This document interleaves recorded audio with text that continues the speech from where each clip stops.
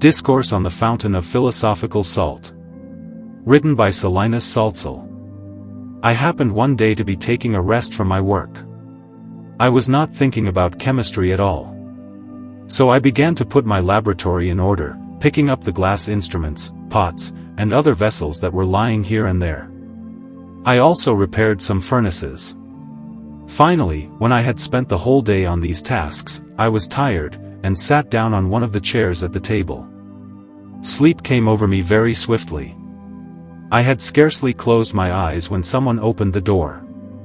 I saw a funny little man. He greeted me warmly, and said that he was a student of chemistry and wanted me to teach him. He said that he had come to meet me because he had heard about my work.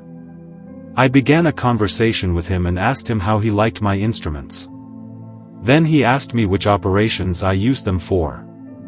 I told him that I was looking for the stone. He smiled and said that he thought I must be using such remarkable instruments to deceive careless people. He said I would see that I had really been deceiving myself instead. I have never let embarrassment get in the way of my learning something. Besides, I could see that what he said was true, and I was well aware of my shortcomings. I asked him whether he had an easier way, and whether I need more instruments of various kinds.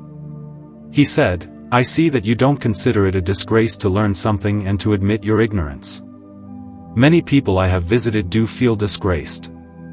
But you want to profit from what I have to say. So I will show you things that very few people out of many thousands have ever seen." When he had said that, he started to leave, and I followed him. He looked back, saw me following him, and said, "Now I know that you have a great desire to learn, since you are determined to follow me." Then he took my hand and led me out past the city gate. There, put into shore, was a small boat called Reason. We got in and set out over the water with the help of 2 oars. Soon we could no longer see the city, which was called Ignorance. We had just passed by the towers of a city called Arrogance when we caught sight of a high mountain. It could be. He told me it was the Salt Mountain, and that its salt water gave moisture to a kingdom located in that region, a kingdom called Earth. The water made it so fertile that animals, plants, and metals grew there in a most remarkable way. And if that mountain were not there, the entire fabulous kingdom would perish in an instant. But as long as the mountain lasted, the kingdom would be so abundantly fertile that it would never lack for anything it needed. To promote this great fertility, gold grew there in such abundance that there was always work for the miners. When I had heard this, I answered, "If this water nurtures all things with its power and consequently causes even gold to grow, it should rightly be called the moist radical, or philosophic mercury." He said, "I see that you have spoken intelligently. You have observed that this water of the wise is quicksilver, the same thing that makes metals become alive and begin to grow. So that you can learn more about this matter, we will direct the course of our boat to it." I obeyed his words and took up the oars with a sorrowful heart. With words and labor I tried to move the boat forward, and in a short time we had made good progress. Finally, after great effort, I put to shore at the Salt Mountain. Then I anchored the boat called Reason so firmly that the waves could never move it from that spot. We began to climb the mountain, which was dripping with moisture, and after 20 paces caught sight of some hermitages. Here members of the Rosicrucian order were living on the fruit of the mountain. The old man listened to what they were saying, and then led me up to the mountain. I saw a sumptuous fountain springing out of a statue of Venus. Its water was salty. There was a stone basin to receive it, and in the middle of the basin stood the statue, atop a white swan. The water was sent down through various small pipes into that stone coffer. Some of it overflowed the rims and ran off. Along the 4 sides of this fountain stood 4 animals, a green lion, a white unicorn, a basilisk, and a dragon. On their backs they bore 4 white marble columns, and these were joined at the top by arches in the form of a cross. Mercury was sitting above the crossing, and on his head a winged fortune was standing on 1 foot. As for the nature of the water, it stayed salty for a while, and was shimmering in color, though really transparent, clear, and crystalline. Then, because my servant wanted to have something to remember this moment forever, I told him to climb to the rim of the fountain and draw up some water. But he leaned over too far and fell into the water, and before I could get hold of him, he vanished under the water. Part of him was transmuted into water and part went up into the air like smoke. When the old man saw that, he handed me an optical tube so that I could watch where the vapor went. I saw it filter down to a certain traveler walking along the road. He took it in with the air he was breathing. Then the old man said, "Behold, now the water of the fountain is prepared. Its water has been transmuted into animal substance. The water from your servant has brought that about. Now it is like female seed, ready to receive forms from animal sperm, if only they can come together." As I walked around the fountain and looked at it closely, I saw a pipe coming down from the mountain, a pipe that was connected to the fountain and had a stopper that was easy to open. I asked the old man what it was for, and he told me that the fountain flowed away from that place, moistened the earth, and united to it all kinds of animal seed. Then all kinds of birds, worms, and animals grew from the union. But when the stopper closed, the fountain could not flow out. After this explanation, the old man went on to say, "Behold how powerful this fountain is. It joins itself with animal seed and grows along with it. Do you see how it frees all animal bodies through its own ardent love, which is charged with magnetic force? It makes whatever is fixed similar to itself, but whatever is volatile, namely, masculine seed, it leaves free to soar. When the seed comes back, now grown heavy, it fixed it, so that the fountain can carry on the solution and coagulation without pause. Therefore, if you can purge dissolved water, recombine it with fixed water, and then fix it, you will have a much more excellent compound than you had before. Using this water, you will soon manage to get a deeper understanding of all animals. You will then come up with the true philosophic medicine derived from all animals." Then I asked the old man the name of this water. He said it was called universal doubled mercury, also microcosmic mercury. Then he said, "The water of the fountain was once universal at all three mountains, but now because of your servant it has become microcosmic. So an inscription has been placed over the fountain, 'Make mercury through mercurial water.' The smoke that rose up from the fountain your servant fell in is called sublimated mercury. It was bound and constricted by means of fixed water, and now by the same means it can be bound over again." Next I asked him the location of the fountain, and whether there was any other like it.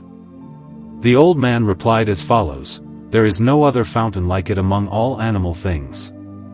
Only this one can bind itself with the volatile, sublimated mercury derived from all animal things, and only this one can put on their form.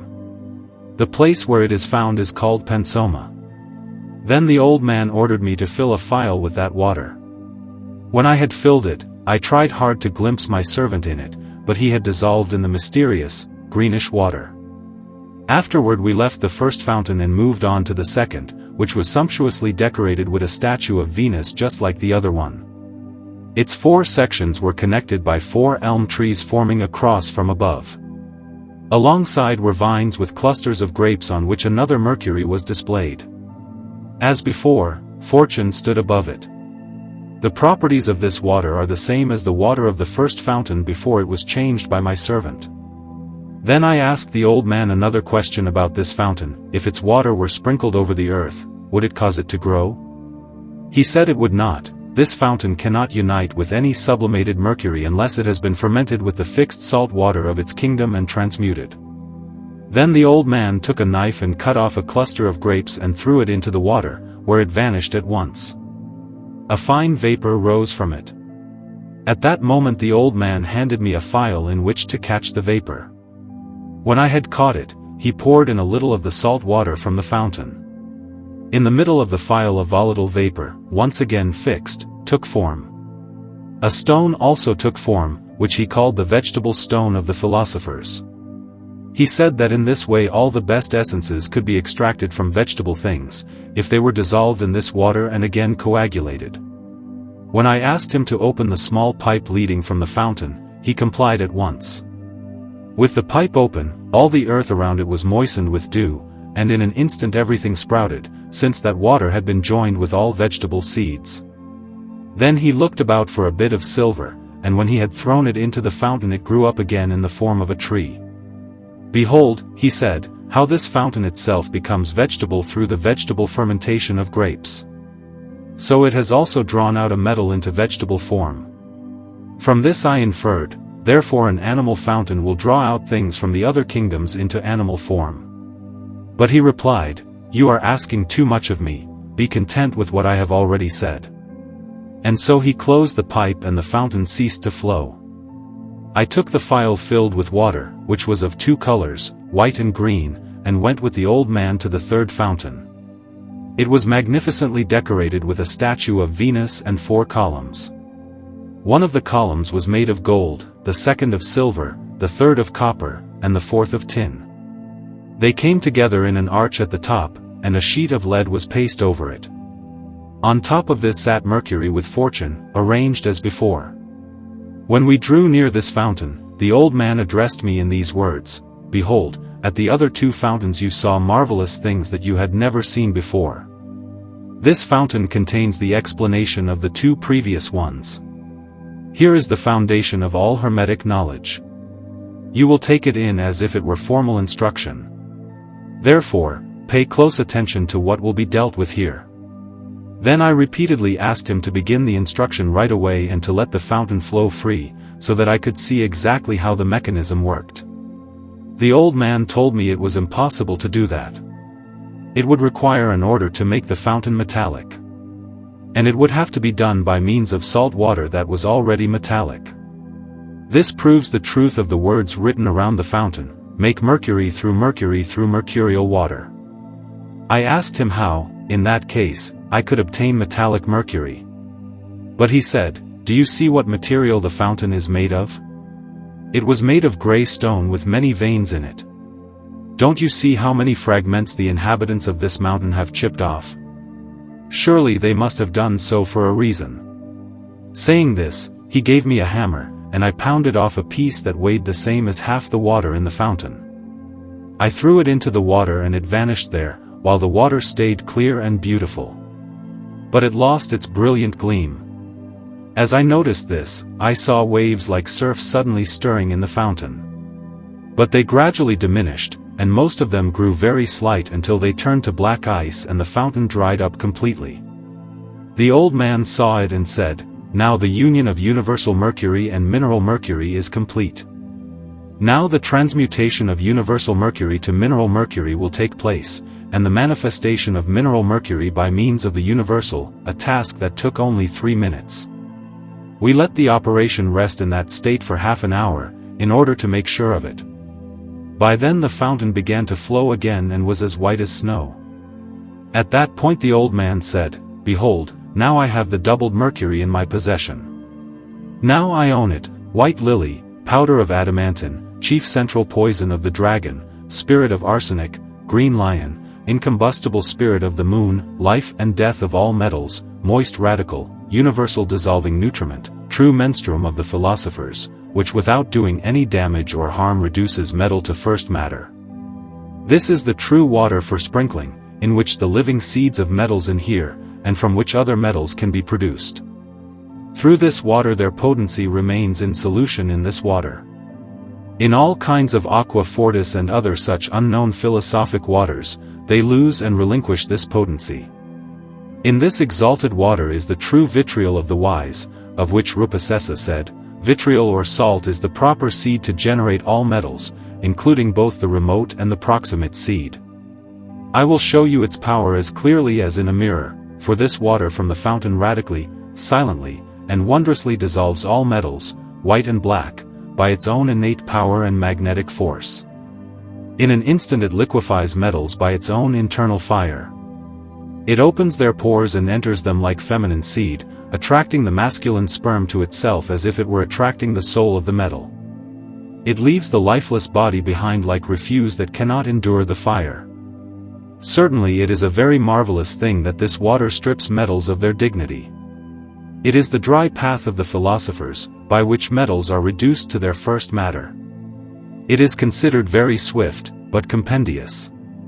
Since we want to proceed on the humid path, in which common water is added to this water to make it liquid, we must first make the metals very bright.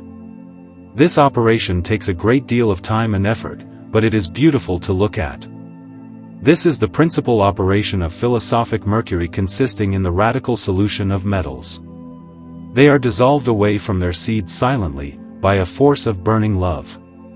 From this principal operation of the water, all the rest follow, beginning with coagulation and generation. This saying of the philosophers applies: the corruption of one thing is the generation of another. Thirdly, it is called philosophic medicine. These three secondary powers contain countless others within them, all of which arise from the first radical solution. Up to this point, you have perceived the qualities of philosophic mercury as the feminine seed of metals. What follows is everything about the correct use of the philosophic stone. After he had told me this, the old man showed me that I would need to take earth, the matrix of gold, and put it in the water. I asked him where I could get it. He replied that the same substrate that contains mercury also contains the metallic earth of gold. He gave me a hammer, and I chipped off the same amount as before. When it fell into the water, he asked me to give him enough gold to weigh the same as 1/64 of the water. I handed him 4 Hungarian ducats, which he filed down and planted in the earth of the fountain. Then the water, white from the earth, gradually begins to change color to red and finally dried up completely. The old man continued, "Now the union of gold earth and philosophic mercury is complete, and the principium of the stone has been made. Now follow the radical dissolution of gold, the manifestation of the seed of gold, and the radical conjunction of the principia." This task was finished in half an hour. But the water had taken on a purple color, and when I realized that it was bland and tasteless, I cried out in terror and asked what had become of our mercury. The old man ordered me to pour in some common water and begin the process of extraction. When this was done, the water changed color and became salty, but not corrosive, rather than tasteless. The old man ordered me to dry and clarify it, since no more water could be extracted. When this was done, there was some unstable white gold in the dregs, and I saw that it had been robbed of its soul. When it dried at the edge of the fountain, a rainbow appeared in simple form with all its colors, and from it the golden water of the Kabbalists proceeded but soon vanished once more. While the fountain was drying up and leaving behind, the red dust shot through with redness as intense and vibrant as that of the sun. I took out this dust and put it in a phial. Then I asked the old man what I should do with it, and got this answer: if you extract this dust with fine, burning water and concentrate it, you will have true potable gold and a philosopher's stone that is not yet altogether fixed and is useful in the cure of all illnesses. But if you coagulate it for a long time and fix it in fire, you will possess a permanent, fixed philosopher's stone with which to cure metals. Taken by itself, this dust is called the first matter of the stone, because all three principia of generation are subtly brought together in it. Here also the seed of gold, meaning its feminine seed, and earth of gold are joined in correct proportion. Therefore, if you can enkindle the natural fire hidden in the seed of gold using external fire, and cause it to look for nourishment which it converts into itself, you will have something to rejoice about. Only make sure that you have been properly instructed, since metal seeds draw in the same amount of saline water as you need for fixation. If you add too much of that water to them, they will dissolve before they can be fixed. Then I asked him what was the name of this, and he said he called it mercury of the philosophers. When we had thoroughly looked over the 3 fountains, we began to climb back down the mountain toward level ground. But the old man led me into a mountain cave where there lay a magnificent statue armed with a 2-edged sword. I asked him why the statue was there, and got this response: there is on this mountain a spring that belongs to the 3 fountains. This statue, indeed nature herself, guards the spring and keeps the 3 fountains from ever going dry. The spring originated in these fountains. Nevertheless, it was connected with them for this purpose also, for the spring water to fill the fountains, called pansomata, as it went up the mountain, to take animal, vegetable, and mineral operations from them, afterward to pour itself over the seeds. It grew along with the seeds and left its form on their dead bodies. Then it became spring water once again went up from the spring to the fountains, and again took on a new form in them. When it went back to the spring, it lost this form. And so it was in constant circulation as it went up and down the mountain. In the spring was first matter, formless, omniform, and of single form. But when it settled in the fountains it became second matter, known as doubled mercury of the philosophers. I took a fair portion of this water and kept it. Then I went back with the old man to the Rosicrucian hermits. They showed me a small furnace, a pot, and a glass vessel which they used to cook the 3 salts, dissolve things in them, and reconstitute them to make excellent medicines. The old man spoke to me as follows: "Now you have seen all of nature, all in all. Now you have proved that God has given to every single body a masculine seed to preserve it and also a feminine seed.